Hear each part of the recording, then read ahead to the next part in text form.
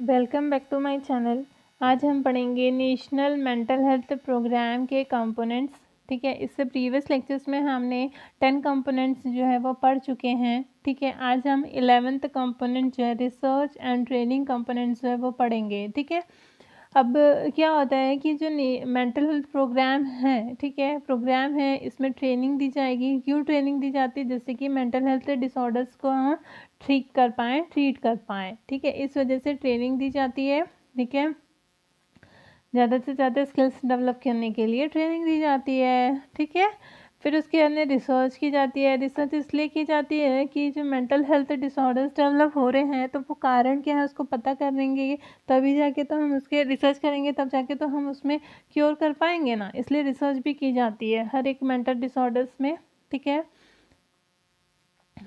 उसके बाद में कि जो ट्रेनिंग होती है, ठीक है, वो इंस्टीट्यूशंस जो होते हैं वो प्रोवाइड किया जाते हैं। ठीक है ना, मेंटल हेल्थ इंस्टीट्यूशंस जो है ना वहाँ पर ट्रेनिंग प्रोवाइड की जाती है।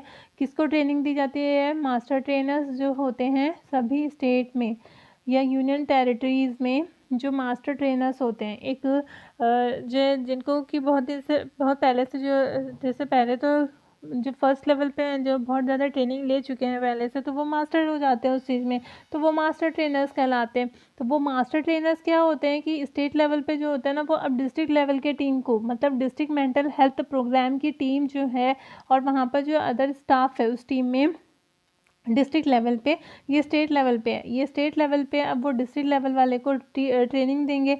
अब जो डिस्ट्रिक्ट लेवल वाले जो हैं वो प्राइमरी हेल्थ सेंटर्स फिजिशियंस हैं उनको ट्रेनिंग देंगे, और पैरामेडिकल पर्सनल्स जो होते हैं उनको ट्रेनिंग देते हैं।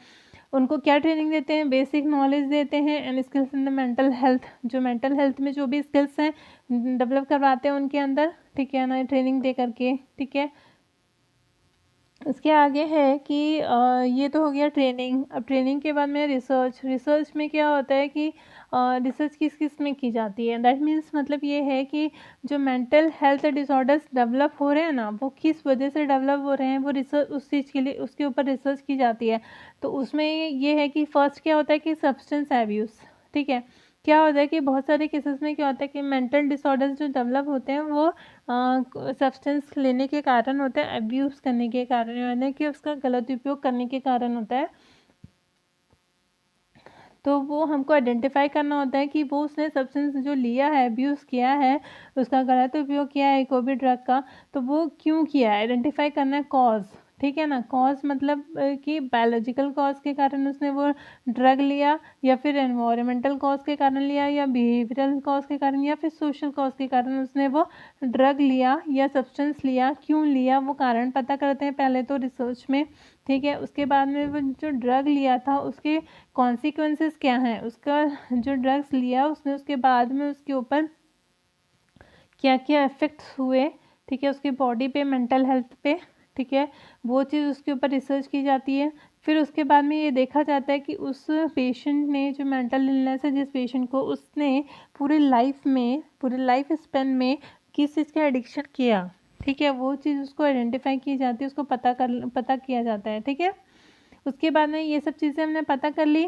पहले तो कॉज पता कर लिए कि क्यों उसने लिया, उसके बाद में उसके ऊपर इफेक्ट क्या हुआ उस ड्रग का लेने का, उसके बाद में उसने क्या लिया था, वो एडिक्शन पता करते हैं हम।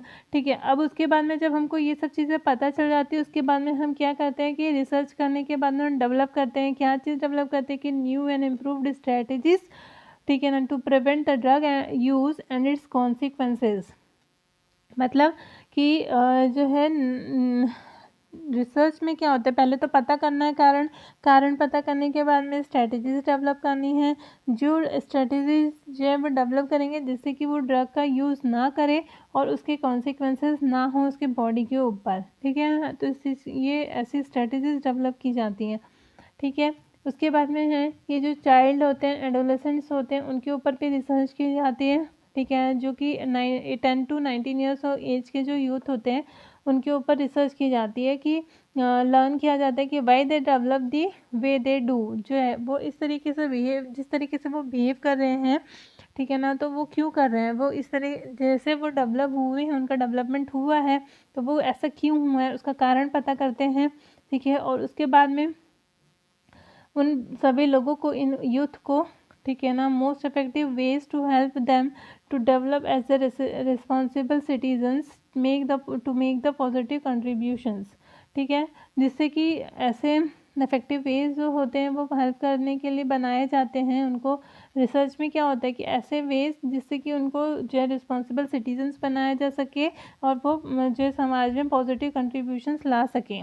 ठीक है, इसलिए जो है ये चाइल्ड और एडोलेसेंट्स जो होते हैं 10 to 19 ईयर्स ऑफ एज के जो लोग होते हैं उनमें जो है रिस्पॉन्सिबल सिटीजन डेवलप करना होता है। ठीक है, रिस्पॉन्सिबल सिटीजन्स जो है उनको बनाया जाता है, डेवलप किया जाता है। पहले तो उनके बारे में ये डेवलप किया जाता है, ये पता किया जाता है कि वो उनका डेवलपमेंट इस तरीके से हुआ क्यों है, और उसके बाद में अगर उनमें जो है काम अगर डेवलपमेंट अगर प्रॉपर नहीं होता है तो वो उनको कैसे हम एक रिस्पॉन्सिबल सिटीजन्स जो है वो बना पाएंगे, उसके लिए जो है उनको जो है हेल्प की जाती है जिससे कि वो पॉजिटिव कंट्रीब्यूशन कर सकें। ठीक है, उसके बाद में जो साइकेट्रिक क्लिनिक्स होती हैं वहाँ पर भी रिसर्च की जाती है।